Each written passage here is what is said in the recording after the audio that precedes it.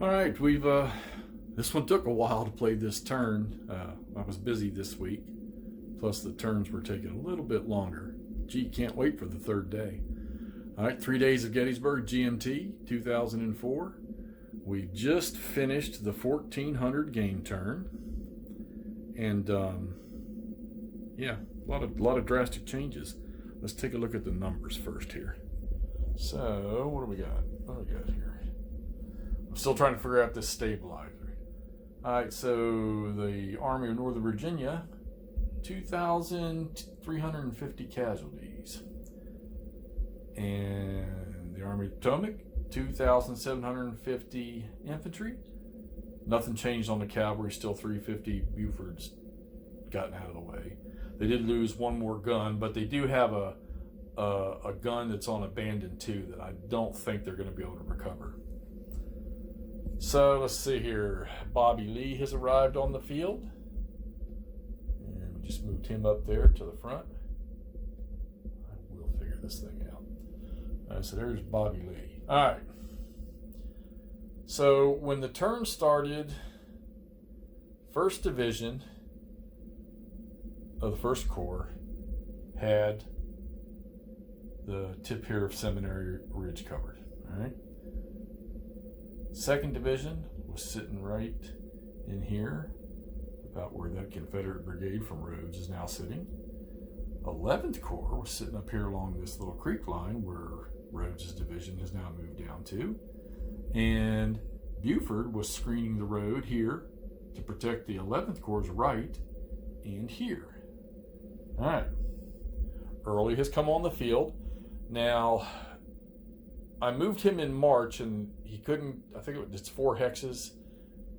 It's 4 or 2. I can't. And line of sight, you can't in march order move to within a unit. So I started the column that way, and of course, you bring everybody in an ant trail. So what I did was when these 2 brigades come on, the distance they would have traveled to get behind that unit there and forming their column, I just moved. I think it was like 13 hexes. I just moved him this way, so I split Early's division up. And of course, they couldn't move any farther after that. So Rhodes is starting to advance. He got into attack posture and never got to hit anything because he has the 11th Corps, because of everything else going on, had to pull out. So you can see the cluster mess, we'll say, starting to occur around Gettysburg. The 2nd Division, the 2nd Brigade of the 1st Division of the 1st Corps, they're wrecked. I mean, look at that. They've got 3 collapsed.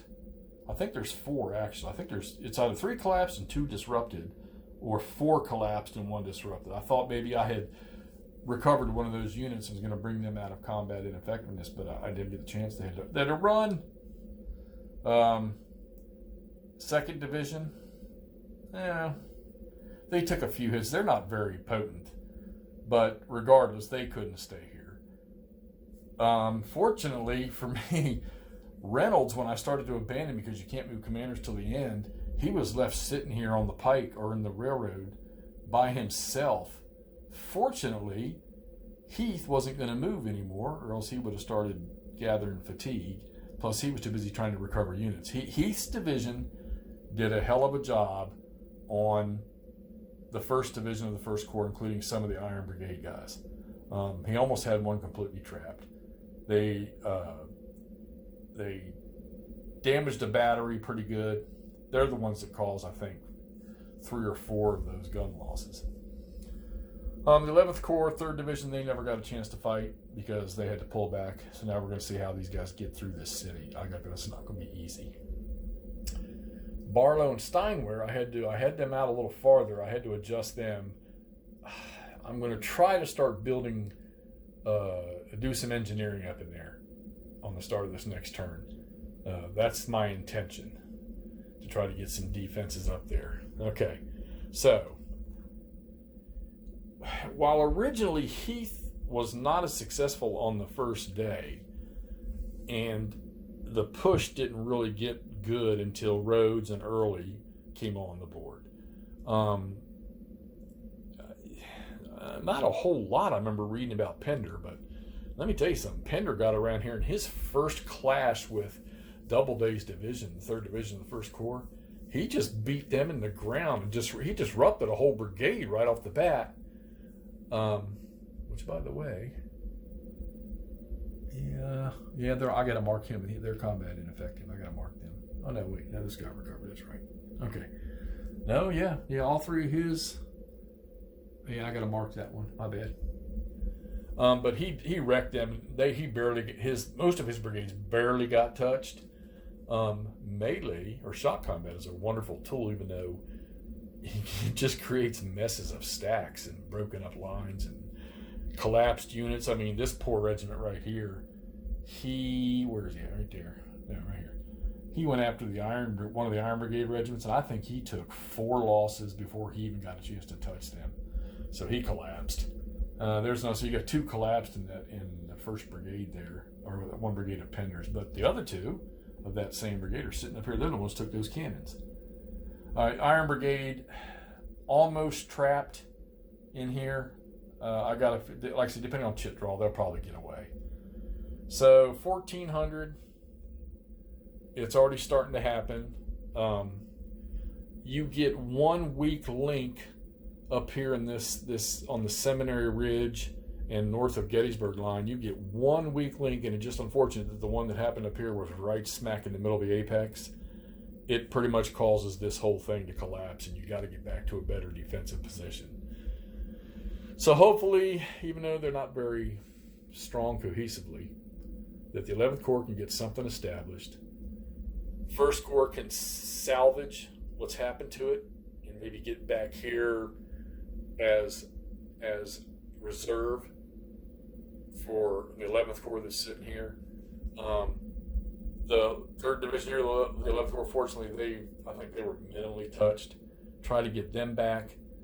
And I'm not sure yet what I want to do with Buford's Cav, whether I want to stick them over here, maybe in the woods to the right of the 11th Corps, and get them dismounted and get those weapons to use if I can, or get them over here. I guess it depends on what I do with the 1st Corps or how strong they are, or get them over here to protect the left side of the Cemetery Hill defense, because it looks like that's where it's heading, is to Cemetery Hill. Early, just coming on the board. He's not touched yet, and he probably won't get touched, which I don't know if that's going to be a mistake, that I don't sort of sacrifice the 3rd Division 11th Corps, go there and slow him up, cause some damage. But he cannot handle both Rhodes and Early. I could deploy Buford. He's not beat, like I say, he's only took 350 casualties. I could deploy him to fight with Early. Don't know if I want to lose all that cav. Not sure how this version of Gettysburg plays out, and whether or not I'm going to need that cavalry later or not, because I know they get a lot more later. Penders, he's hurt, but his 2 or 3 of his brigades are in great strength. They got some fatigue on them, but they might be able to continue. Heath actually has 2 brigades. I mean, he's got 3 brigades that have great strength, but like I say, Brockenbros, those morales or cohesions on those guys, that's pathetic, man. They go from a green 4, the minute they get disrupted, they're a green 1. And like I say, trying to recover them I got lucky, they're all recovered now, so he's not combat ineffective. All right, so probably take a little while longer to play this 1500 turn, but you can see how it's starting to develop. I can't tell you what's going to happen. Like I say, chit draw's great because it really makes the game very, very random. No Union reinforcements for a while. They've got that one sole regiment. They got that one sole regiment coming up the road down there. I think he's one from the 1st Corps or something. It didn't come on initially. Oh no, it was one from the 11th Corps. I think it's the 58th New York or something like that. All right, so you guys enjoy this stuff. Hey, give me the like, so I'll keep after it. And click subscribe, hit that bell, and you'll be updated every time I shoot one of these. That way I know it's coming. Hey, shout out to Thomas Fernbacher and Bill Byrne. That's my rules quorum there. Boy, when I need an answer, I needed one tonight about retreat. They gave it to me. They get me straightened out. So I pick up something new about this game every time I sit down and play. Scratch my head for a few seconds, figure out an answer or get an answer, and off I go. All right. We'll wrap this one up here at 1400. We'll get back to you probably after the 1500 turn, depending on how long it takes. Although I will say this, I have noticed this, that when you get divisions that are drawing 3 activations or 4, I noticed that after the first 2, when you hit that third one, if you don't want to cause fatigue, I noticed that you start doing just like rally or ammunition undepletion, ammunition recovery, and the last, usually when you start to get about halfway through the activations, it speeds up a little bit. But usually the first 2 activations of any division, if they're in combat or fighting or doing something, that's usually where the turns take so long. So, I mean, if you're not doing something with a division or a couple brigades in a division and you're drawing that 3rd or 4th AM, those acts, I had a lot of them where I didn't even move anything.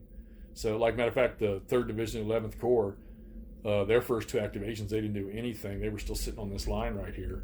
And then when everything broke up here, when they hit their 3rd activation, they had to go. All right, so we'll get back to you after maybe after we do the 1500, maybe if we can sneak a couple turns in, we'll get back to you after that. All right, thanks for watching, gang.